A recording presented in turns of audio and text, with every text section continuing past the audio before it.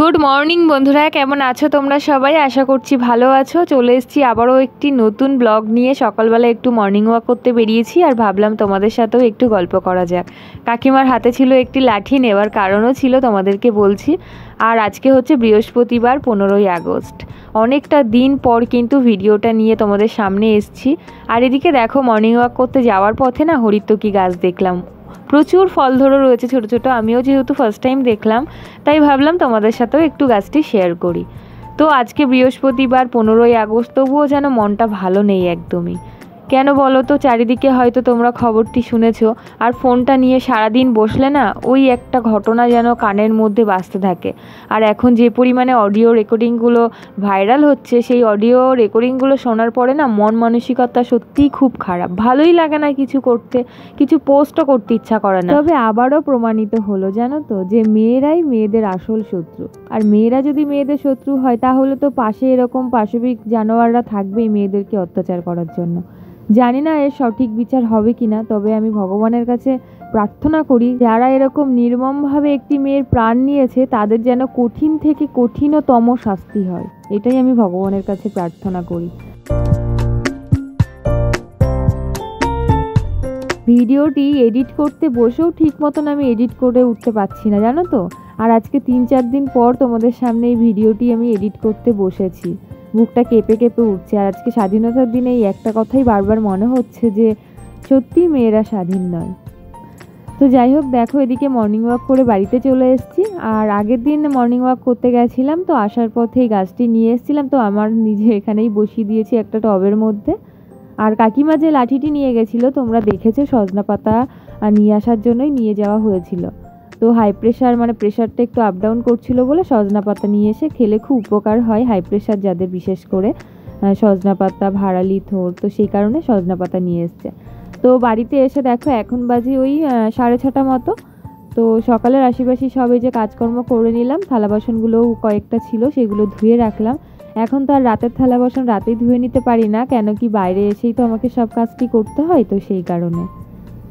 তো দেখো এখানে কলের চাতালটাও ভালো করে পরিষ্কার করে নিচ্ছি, নিয়ে এবার স্নান করে নেব।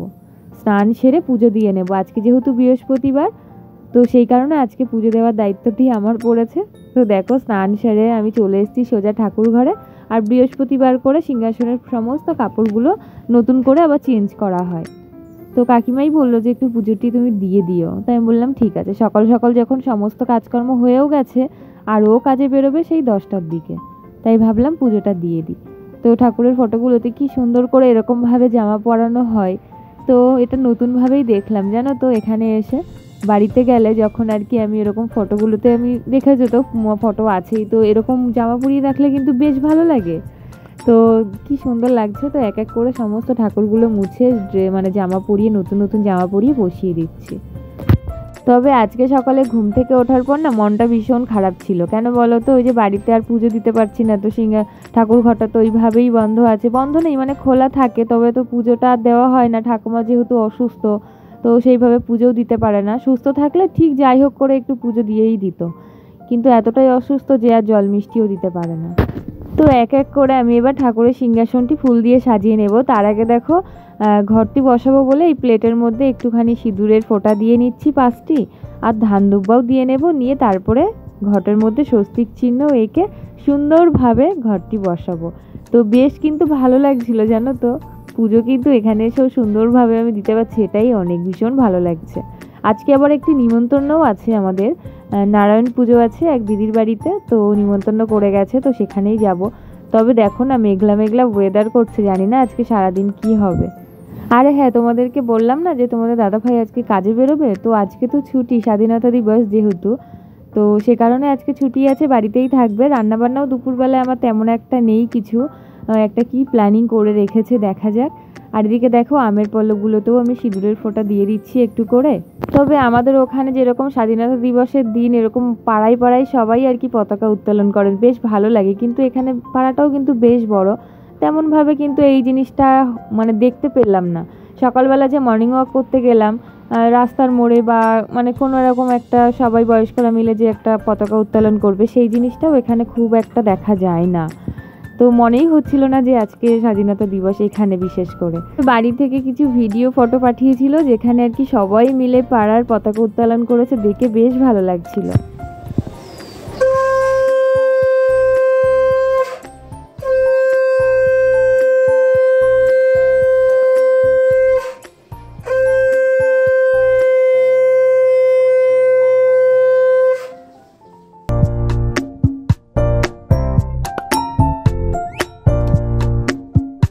তো বেশ সুন্দর করে সিংহাসনটি সাজিয়ে আমার কিন্তু পুজোটা দেওয়া কমপ্লিট হয়ে গেছে।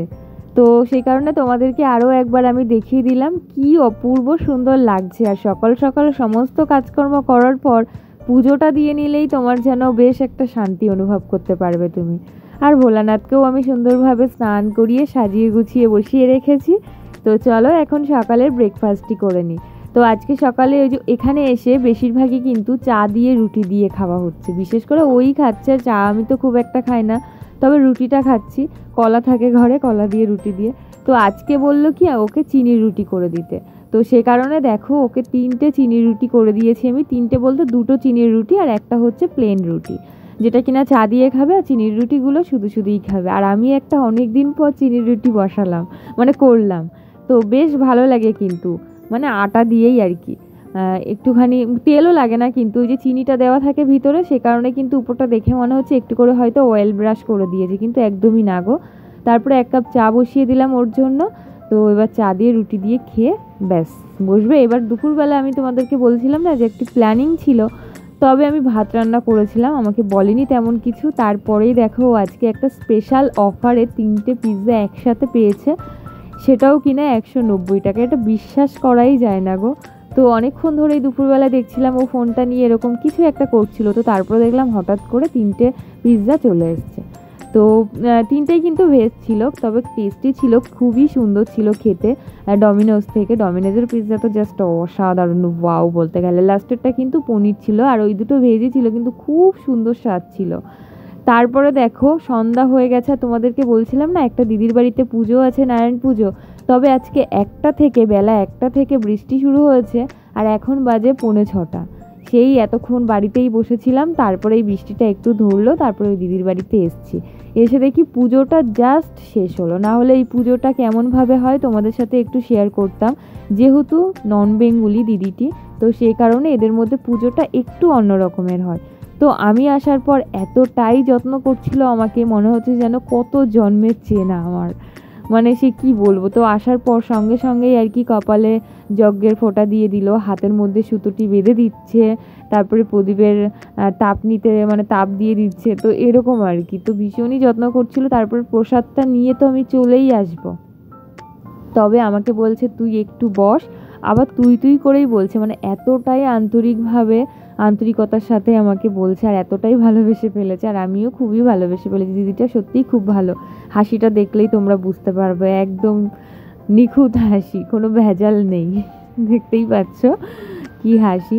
তো তারপরে দেখো অনেকক্ষণ বসেছিলাম, প্রায় 1/2 ঘন্টা।